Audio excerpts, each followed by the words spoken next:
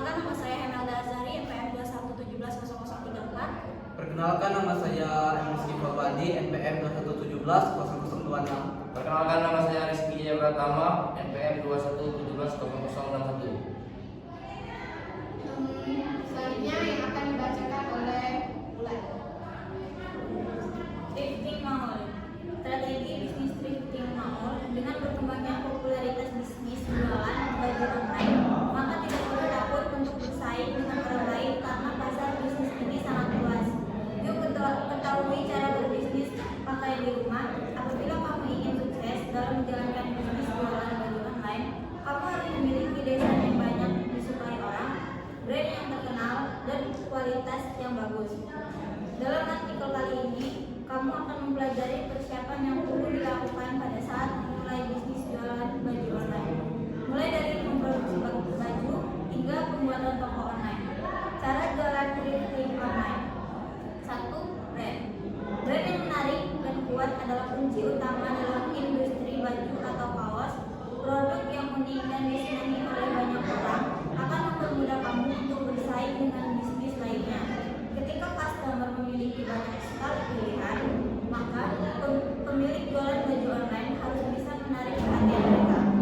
Kamu bisa memilih untuk mentargetkan anak-anak, remaja, atau orang dewasa. Kemudian, tentukan brand yang sesuai dengan target pasar kamu. Kedua, kualitas baju. Tidak semua baju atau kaos memiliki kualitas yang sama. Bahkan untuk bahan katun saja ada banyak sekali pilihan. Mulai dari katun premium, heavy, soft, dan lainnya. Dalam bisnis jualan baju online, customer lebih memilih untuk membeli kaos dengan bahan yang nyaman dipakai dan tentu saja harganya murah. Oleh karena itu, kamu harus pandai memilih bahan untuk kaos-kaos, apalagi ingin mulai jualan baju online dengan desain cetak.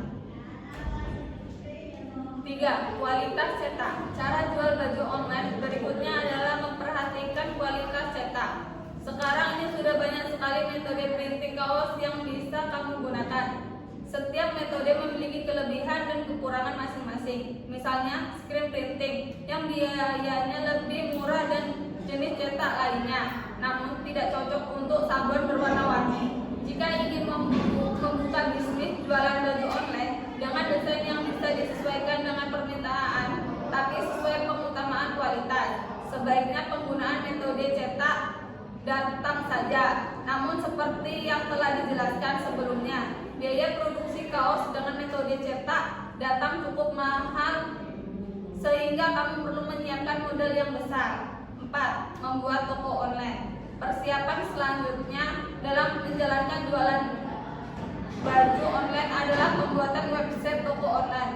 Sebenarnya langkah ini tidak terlalu sulit karena kamu bisa membuka toko baju online melalui website e-commerce atau pembuatan secara pribadi. Namun, tidak semua orang memiliki kemampuan IT yang memadai untuk membuat website online. Oleh karena itu, beberapa perusahaan berusaha memberi solusi online. Software development salah satunya adalah Silklo Store yang menyediakan jasa pembuatan website toko online dengan beragam fitur e-commerce dan desain yang menarik. Harga pembuatan fitur e-commerce dan desain yang menarik, harga situs web dan sitkon juga sangat terjangkau. Bahkan kamu bisa mendapatkannya secara gratis. Baiklah, selanjutnya yaitu pertimbangan terkait penggunaan platform e-commerce. E-commerce thrifting mall secara online. Yang pertama yaitu membangun toko online hanya memerlukan waktu yang singkat. Kamu bisa membangun bisnis online impianmu hanya dalam kurun waktu 2-6 minggu. Yang kedua, menjangkau audiens lebih luas dibandingkan toko offline.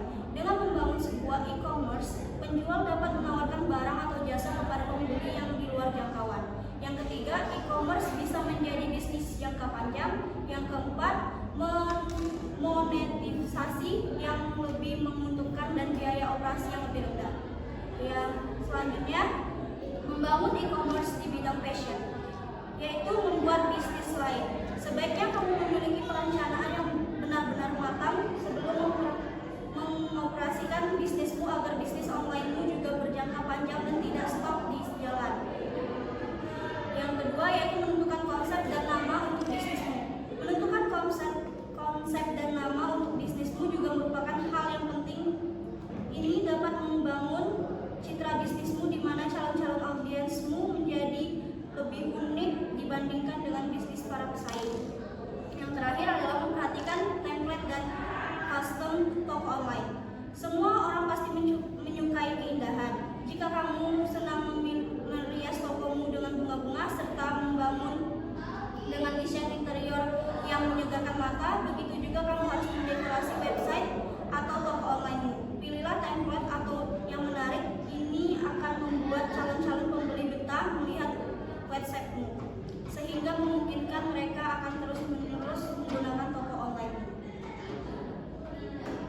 Selanjutnya ialah identifikasi risiko cybercrime drifting maul.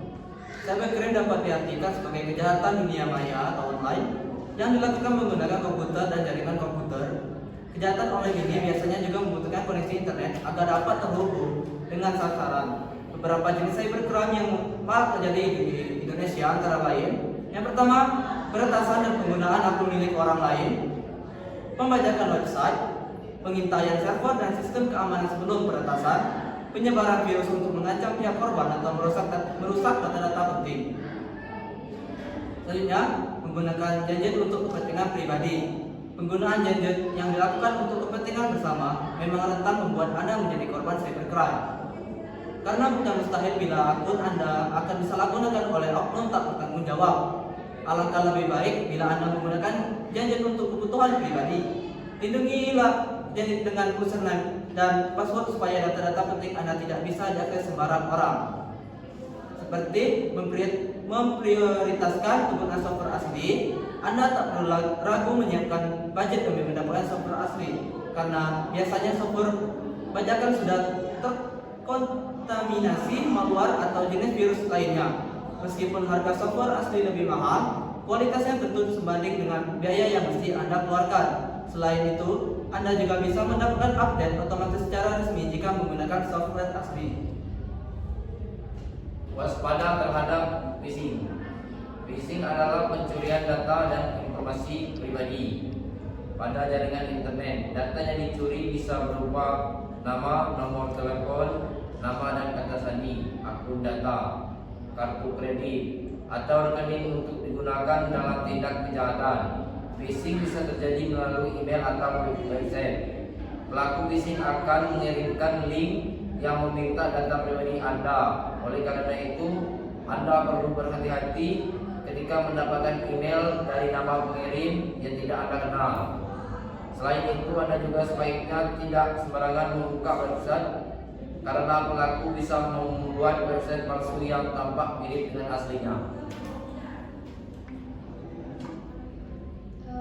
Itulah presentasi dari kelompok